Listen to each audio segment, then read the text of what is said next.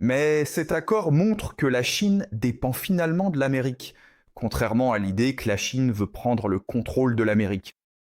Très bien. Alors, comment pouvons-nous comprendre la visite de Trump? Eh bien, encore une fois, dans ce cours, ce que je veux vous montrer, c'est que les analogies historiques sont un moyen vraiment puissant de comprendre le présent. Donc, la visite de Trump aujourd'hui est analogue à celle de Nixon en 1972. Donc, vous ne le savez peut-être pas, mais avant 1972, l'Amérique était hostile envers la Chine, principalement à cause de Taïwan, où, pendant la guerre civile chinoise, les Américains soutenaient fortement Chiang Kai-shek et le KMT. Ils ont perdu, ils sont partis à Taïwan. Et quand cela s'est produit, l'Amérique a déclaré que, tout d'abord, elle ne reconnaîtrait que Taïwan comme gouvernement officiel de la Chine. Deuxièmement, nous refuserons de faire des affaires avec la RPC. Et troisièmement, nous aiderons Taïwan à tenter un jour de reprendre le contrôle de la Chine. La Chine, en 1972, lorsque Nixon a effectué sa visite, cela a marqué un changement radical après 20 ans de politique étrangère américaine. La question est donc, pourquoi aurait-il fait cela? Et la réponse, c'est qu'en 1971, il y a eu le choc Nixon. Si vous parlez aux historiens, ils vous donneront tout un tas de raisons différentes pour expliquer pourquoi Nixon a visité la Chine. La principale raison, de leur point de vue, c'est qu'Henry Kissinger, qui était conseiller à la sécurité nationale de Richard Nixon, essayait de jouer sur les relations entre la Chine et l'Union soviétique, n'est-ce pas? Il essayait de rallier la Chine au camp des États-Unis afin de vaincre l'Union soviétique. Ce n'est pas vrai. C'est quelque chose que les historiens ont inventé. La véritable raison, c'est qu'en 1971, Nixon a retiré le dollar américain de l'étalon or. Le dollar n'était donc plus adossé à l'or. Et maintenant, les États-Unis, le dollar, il ne vaut plus rien. Avant, on pouvait prendre le dollar américain et l'échanger contre de l'or. Maintenant, il ne vaut plus rien. S'il ne vaut rien, ce qu'il faut faire maintenant, c'est créer une demande pour lui. En gros, il faut mettre en place une sorte de système de Ponzi. Donc Nixon a fait deux choses pour résoudre ce problème et créer le système de Ponzi du dollar américain. Le système de Ponzi du dollar américain. La première chose qu'il a faite, c'est de créer ce qu'on appelle le pétrodollar. Le pétrodollar, c'est quand l'Arabie Saoudite et d'autres pays du Moyen-Orient, comme le Qatar, les Émirats Arabes Unis, ne vendent leur pétrole qu'en dollars américains. Donc maintenant, avant que la valeur du dollar américain se stabilise, soit liée à l'or, à l'étalon or, maintenant la valeur du dollar américain est liée au pétrole. Si tu veux acheter du pétrole, et tout le monde veut acheter du pétrole, il te faut des dollars américains. Des dollars. Il y a quelque chose qu'on appelle le pétrodollar. C'est la première chose. La deuxième chose qui nous concerne, c'est l'ouverture de la Chine.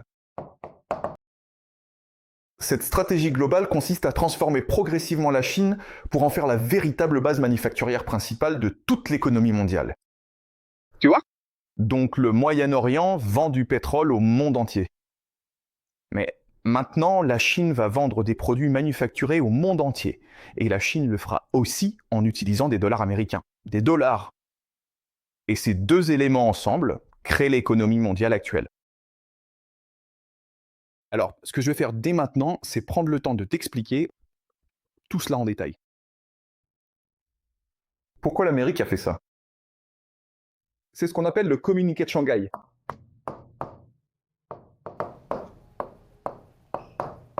Il a été publié en 1972.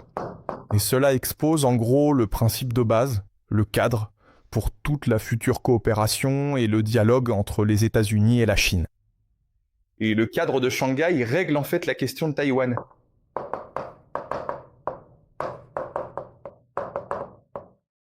Et en ce qui concerne la question de Taïwan, l'Amérique pratique ce qu'on appelle l'ambiguïté stratégique. C'est-à-dire, les États-Unis ne seront pas clairs sur la question de Taïwan vis-à-vis de la Chine. Donc, ce que les États-Unis disent depuis longtemps, c'est « nous ne soutenons pas l'indépendance de Taïwan ». C'est simplement de l'ambiguïté stratégique. La Chine préférerait que les États-Unis disent « nous nous opposons à l'indépendance de Taïwan ». Dans ce cas, les États-Unis seraient alors obligés d'empêcher Taïwan de devenir indépendant. Voilà, c'est ce que la Chine préférerait. Mais les États-Unis pratiquent l'ambiguïté stratégique, en disant que nous ne soutenons pas. Je serais pas surpris que dans les prochains mois, Trump change rapidement d'attitude et déclare que les États-Unis s'opposent à l'indépendance de Taïwan. En fait, les États-Unis soutiennent la réunification de la Chine et de Taïwan. Ce serait un changement radical par rapport aux administrations précédentes. Et j'expliquerai plus tard pourquoi Trump ferait cela. Et aussi pourquoi.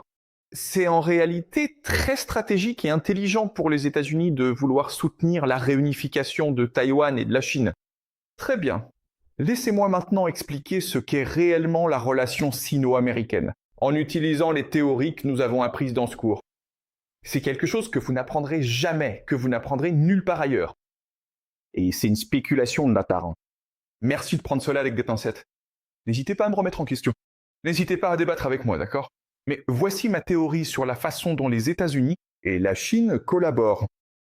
Et une fois que vous aurez compris cette théorie, vous pourrez alors faire certaines prédictions sur la façon dont les États-Unis et la Chine se comporteront à l'avenir. Et selon que ces prédictions se révèlent exactes ou non, vous pourrez alors déterminer si cette théorie est correcte ou non. D'accord ? Très bien. Donc, la première chose à comprendre, et c'est quelque chose que j'ai beaucoup enseigné dans ce cours, c'est que la réalité est une hallucination. C'est quelque chose que nous imaginons collectivement ensemble. Et encore une fois, l'analogie, la métaphore que j'utilise, c'est l'allégorie de Platon. Dans la caverne, où vous imaginez environ 1 million de personnes enchaînées ensemble, toutes regardant un mur. Ce mur est vide. Derrière le mur, derrière les gens, il y a un grand feu, où l'élite, d'accord, on ne sait pas qui ils sont, mais ils projettent des ombres sur le mur. Et puis, les personnes enchaînées ne savent pas ce qui se passe dans les coulisses. Elles ne voient que ce qui est devant elles, c'est-à-dire le mur. Elles voient ces ombres et commencent à créer une réalité autour de ces ombres. Elles pensent que ces ombres sont réelles et elles pensent... et elles créent une mythologie, une religion, tout un cadre autour de ces ombres. D'accord, c'est ce que nous appelons la réalité. Très bien. Donc le message principal ici, c'est que la véritable richesse, c'est notre attention.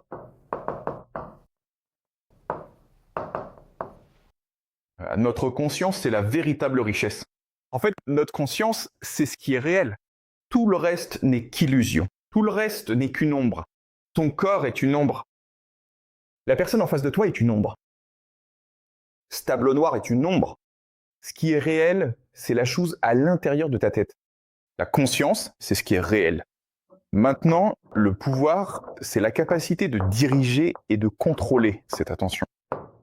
Et la façon dont j'exerce mon pouvoir sur toi, c'est en te faisant penser comme je veux que tu penses.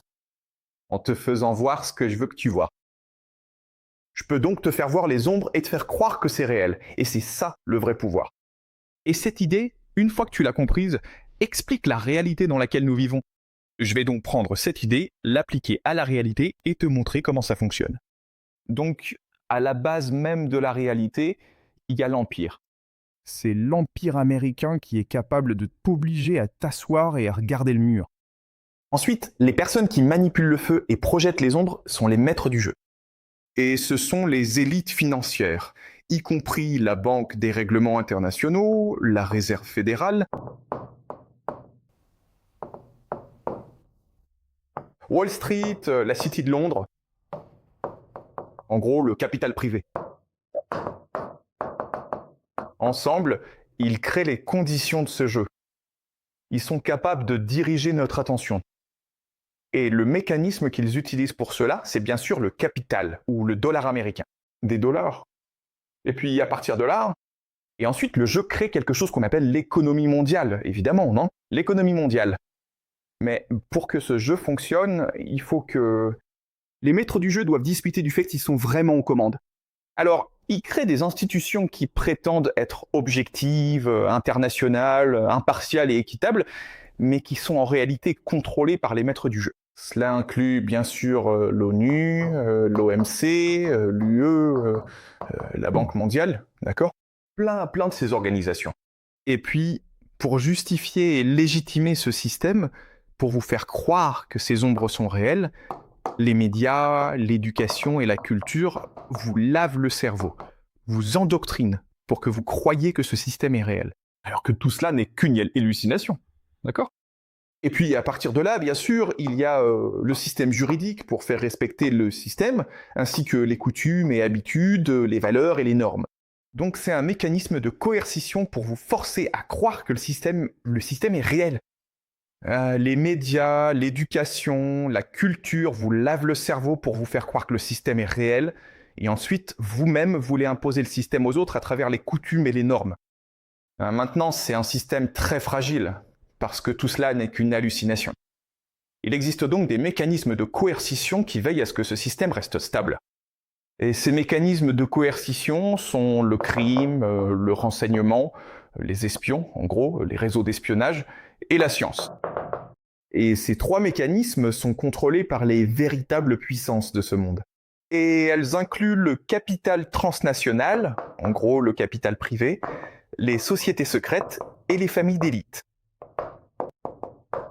Et ce qui les relie, c'est qu'ils sont en quelque sorte des logiciels. Le système d'exploitation, c'est ce qu'on appelle l'occulte. Et nous étudierons plus en détail l'occulte un peu plus tard. D'accord, donc voilà comment le monde est conçu. Encore une fois, tout cela n'est qu'une hallucination. Une chose que vous comprenez pas à propos du système, c'est que, à partir de cette hallucination, je peux en fait me projeter sur une autre force et créer une autre hallucination. Et c'est exactement ce qu'a fait Richard Nixon. À partir de ce système, afin de maintenir l'Empire, afin de préserver la suprématie du dollar américain, il a créé deux nouvelles hallucinations. Et ces hallucinations sont le CCG et la Chine. Le CCG et la Chine. Donc, ce qui sous-tendait ce système auparavant, c'était l'or. Le fait que le dollar américain pouvait toujours être échangé contre de l'or. Une fois que cela a disparu, il a fallu créer deux nouvelles hallucinations, afin de masquer l'hallucination. Ce qui s'est passé, c'est que, au cours des décennies suivantes, ce système allait se transporter et s'imposer au CCG et à la Chine. Ce système-là va aussi s'imposer au CCG, ainsi qu'à la Chine. En d'autres termes, et c'est vraiment important que vous compreniez cela, la Chine est une hallucination d'une hallucination. Ce n'est pas réel. J'expliquerai cela plus en détail tout à l'heure, d'accord ? Très bien. Donc, une fois que cette hallucination est imposée au CCG et à la Chine, cela crée une demande pour le dollar américain, le dollar. Et cela crée une certaine stabilité pour le dollar américain, le dollar. Et cela a rendu la Chine très très riche. Mais tout cela n'est qu'une illusion.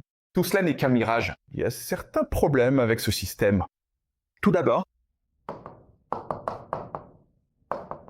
la Chine n'a aucune créativité. Pourquoi ? Parce que si tu es en train d'halluciner, tu n'as rien sur quoi t'appuyer. C'est l'ombre du nombre. C'est le premier problème. Le deuxième problème, c'est l'extraction de richesse. L'idée ici, c'est que toute la richesse créée par la Chine doit revenir à la source, parce que les gens à l'intérieur de la Chine en sont conscients. Le renminbi, toute sa valeur est basée sur le dollar américain. Le dollar. Donc tu as soit du renminbi, soit du dollar américain. Le dollar. Bien sûr, tu veux du dollar américain. Le dollar. Et le troisième problème, c'est la fragilité de ce système. Ce qui veut dire que si ce système, cette hallucination, est instable, alors la Chine l'est encore plus, parce qu'elle est une hallucination d'une hallucination. Tu comprends ? Donc, une fois qu'on a compris ça, on commence à réévaluer ce qui s'est passé ces 10 dernières années. Pourquoi les États-Unis et la Chine se livrent-ils à cette guerre commerciale ? La raison, c'est que la Chine pensait pouvoir être indépendante de cette hallucination. En fait, elle pensait pouvoir créer sa propre hallucination. Et les États-Unis ont dit non, les gars. Non. Vous allez dépendre de nous. Alors ils ont commencé à se livrer à cette guerre commerciale. Une fois que cette guerre commerciale a éclaté, qu'est-ce qui s'est passé ? Beaucoup d'argent et de personnes ont commencé à fuir la Chine pour retourner aux États-Unis. Et maintenant, ce que la Chine a compris, c'est que tout d'abord, on ne peut pas vraiment quitter cette hallucination. Parce que si cette hallucination venait à s'effondrer, nous nous effondrerions aussi. Donc, une chose que nous pouvons faire, c'est en fait nous recoupler, d'accord ?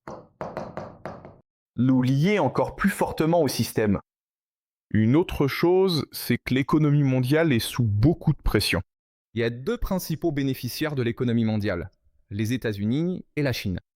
Donc les deux sont fortement investis dans le maintien de l'illusion, de l'hallucination qu'est l'économie mondiale. Et pour comprendre à quel point tout cela est fragile, pensez aux Émirats arabes unis. Les Émirats arabes unis, perçus comme un endroit très prospère, n'est-ce pas? Ils avaient des universités américaines comme Georgetown, Cornell. Ils attiraient les gens les plus riches qui affluaient à Dubaï. Cela semblait invincible. Mais au moment où vous attaquez les Émirats arabes unis, comme si l'Iran lançait simplement un missile sur les Émirats, l'illusion vole en éclats, et maintenant les Émirats n'existent plus. Vous comprenez? C'est à quel point ces hallucinations sont précaires. Un seul coup, au bon endroit, et toute l'illusion s'effondre. On ne peut jamais la rétablir. Et c'est justement ce dont la Chine a peur aujourd'hui. C'est pourquoi la Chine et les États-Unis doivent travailler ensemble. Parce que ce qui importe, c'est de préserver la nature même de la réalité.